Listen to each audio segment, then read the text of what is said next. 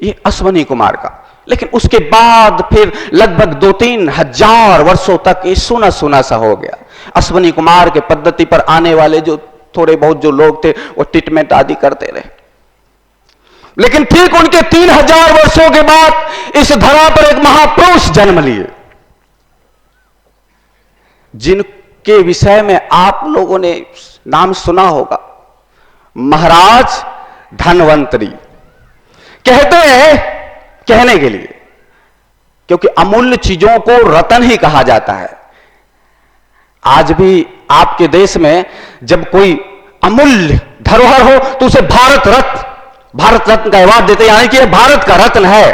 ठीक उसी प्रकार से समुद्र के मंथन से 14 रत्न निकला तो कहा गया 14 रत्न अमूल्य है। तो 14 रत्न धन्वंतरी भी अमूल्य है, इसलिए महाराज धन्वंतरी का आगमन हुआ।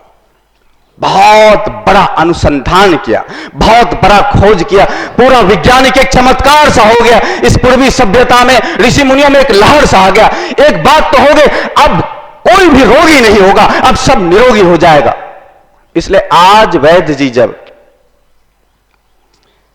कहीं पर भी कोई ट्रीटमेंट कर रहे हो तो महाराज धन्वंतरी का फोटो जरूर लगा लेते।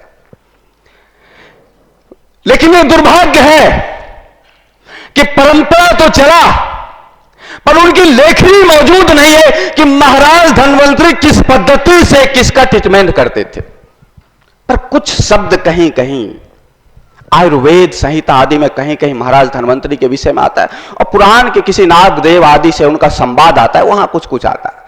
तो महाराज धन्वंतरी का एक शब्द है, उनकी सोच पर देखो कि महाराज धन्वंतरी क्या कहते। महाराज धन्वंतरी कहते हैं मृत्यु का 100 रूप है।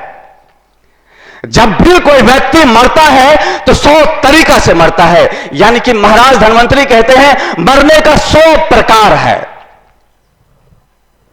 उसमें से 99 प्रकार को मैं ठीक कर दूंगा। महाराज धन्वंतरी कहते 99 प्रकार को ठीक करने का मेरे पास विद्या है, 99 प्रकार को मैं ठीक कर दूंगा, एक प्रकार को मैं ठीक नहीं कर पाऊंगा।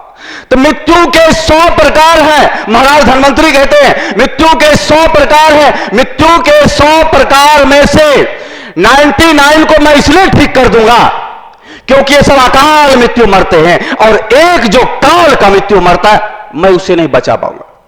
यानी कि अभी भी यदि मृत्यु के तरीका पे यदि शोध करो आप लोग कि किस तरीके से लोग मरते हैं, क्या क्या तरीका है। जहर खा के मरते हैं, बुखार होता है उससे मरते हैं, हार्ट अटैक से मरता है, कैंसर होता है उससे मरता है, डायबिटीज बढ़ जाता है उससे मरता है, दस्त हो जाता है उससे मरता है, घबराहट होता है उससे मरता है, गाड़ियां चढ़ जाती है उससे मरता है। मरने का 99 तरीका है। जो अकाल मृत्यु है दुर्लभ है, काल मृत्यु में कौन मरता होगा, ढूंढने पर नहीं मिलता है। क्योंकि आपका वेद कहता है 100 वर्ष जियो, कौन 100 वर्ष तक पहुंच पा रहा है।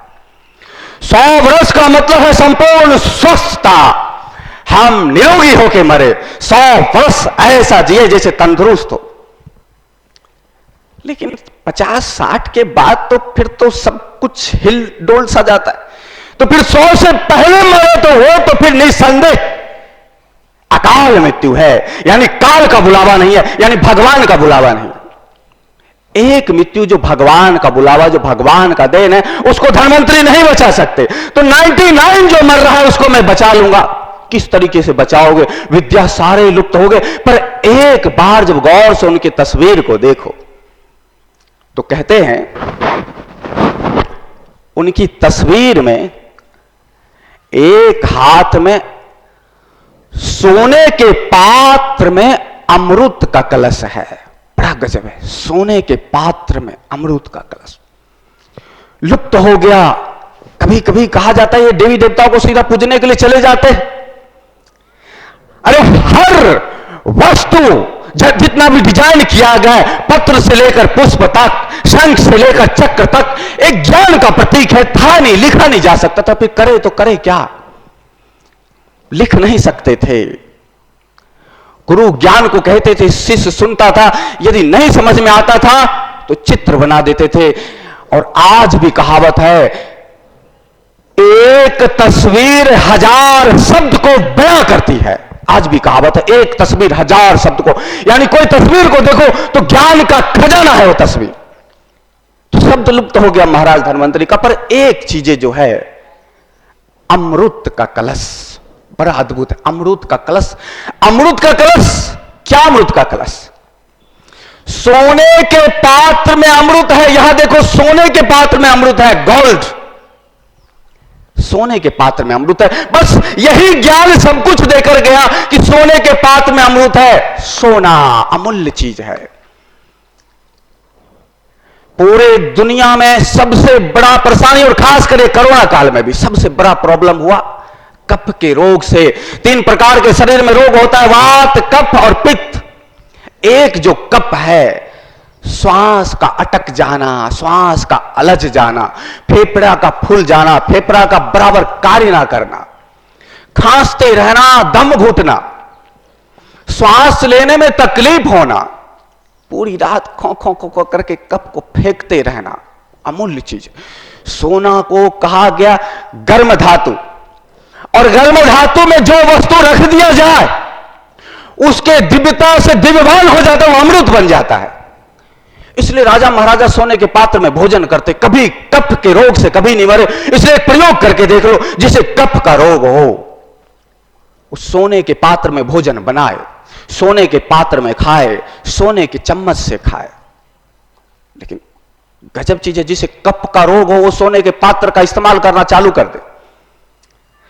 लेकिन जिसे पित्त का रोग हो, कफ ना हो और पित्त का रोग हो, तो फिर पात्र बदल ले, फिर चांदी के पात्र में भोजन करे, बनाए भी चांदी के पात्र में भोजन को, खाए भी चांदी के पात्र में, पानी भी पिए चांदी के पात्र। शायद इसलिए कहते थे भारत को सोने की चिड़िया। मैं भी सोचता था कि ये सोने की चिड़िया ये कैसे हो सकता, उड़ेगी कैसे? अरे जिसका विद्या में कहा गया भोजन सोने के थाली में खाओ, उससे बड़ा धनी और कौन हो सकता। अब एक चीज यहां पे और गौर करो,